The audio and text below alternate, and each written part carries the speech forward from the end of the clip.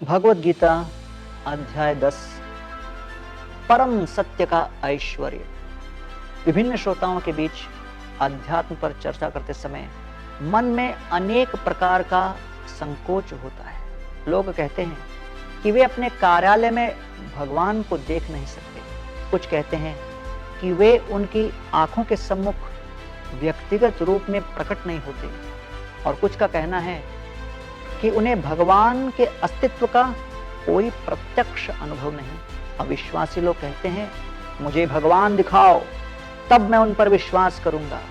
इस 10वें अध्याय में श्री कृष्ण वर्णन करते हैं कि किस प्रकार एक अध्यात्मवादी भगवान को सृष्टि के स्रोत के रूप में देखने के साथ साथ उन्हें सृष्टि के भीतर भी देख सकता है, परंतु इसके लिए विश्लेषणात्मक बुद्धि के अतिरिक्त भी कुछ और चाहिए। हमें अपनी चेतना को सुधार कर अंतःकरण में भगवान की अनुभूति करनी होगी।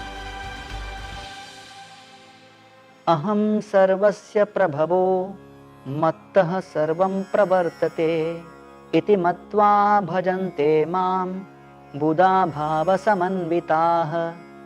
मैं समस्त आध्यात्मिक एवं भौतिक जगतों का स्रोत हूँ। प्रत्येक वस्तु मुझसे ही उत्पत्त होती है। जो बुद्धिमान मनुष्य इस तथ्य को तत्व से जानता है, वह मेरी भक्ति में संलग्न होता है और अंतःकरण से मेरी पूजा करता है। श्लोक क्रमांक 1 से 7। प्रत्येक वस्तु का स्रोत। आधुनिक विज्ञान आरोह मार्ग द्वारा ज्ञान प्राप्त करने की संस्तुति करता है, जिसमें व्यक्ति अनुसंधान तथा प्रयोगों द्वारा सत्य को समझने का प्रयास करता है। श्री कृष्ण सरल शब्दों में इस पद्धति की कठोर भर्त्सना करते हैं। बताते हैं कि कोई भी वस्तु स्वतंत्र रहकर अपने स्रोत को नहीं समझ सकती। उदाहरणार्थ, यदि कोई व्यक्ति अनुसंधानों द्वारा अपने पिता को खोजना चाहता हो, तो यह अत्यंत अव्यवहारिक तथा संभवतः अनिर्णायक मार्ग होगा। किंतु यदि वह सर्वप्रथम अपनी माता से प्रमाण लेता है और फिर उसकी जांच करता है, तो पूरी संभावना है कि वह इस कार्य में सफल रहेगा।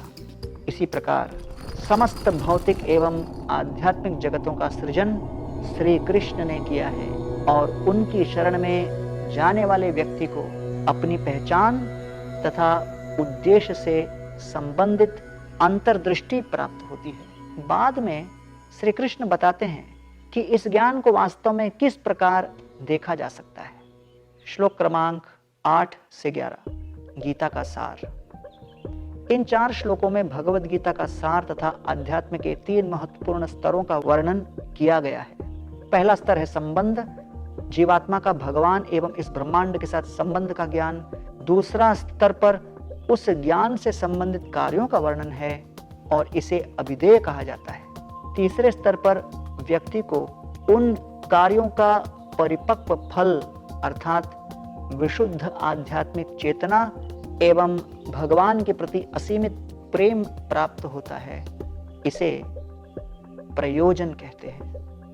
अतः भगवद गीता वास्तव में एक आध्यात्मिक विज्ञान है, क्योंकि इसमें अवधारणा संबंध है, अनुभव अभिधेय है और निष्कर्ष प्रयोजन है।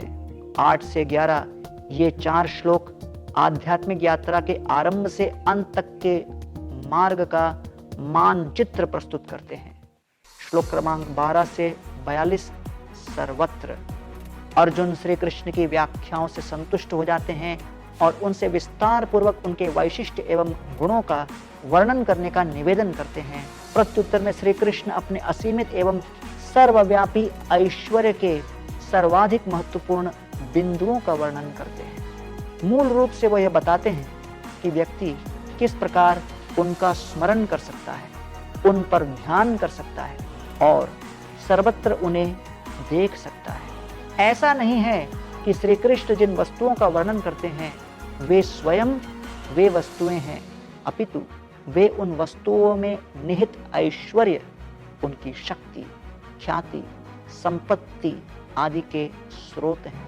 ऐसे 82 ऐश्वर्यों को इंगित करने के बाद श्री कृष्ण अंत में कहते हैं कि ये सब उनके ऐश्वर्य का एक छोटा नमूना है, क्योंकि वे अपने तेज के अंश मात्र से संपूर्ण सृष्टि को धारण करते हैं। यद यद विभूति मत सत्वम श्रीमत ऊर्जितम एव वा तत्तत् एवावगच्छत्वम मम तेजोंश संभवम। जान लो कि समस्त ऐश्वर्यशाली, सुंदर तथा अद्भुत सृष्टि मेरे तेज के मात्र एक स्फुलिंग से उत्पन्न होती है।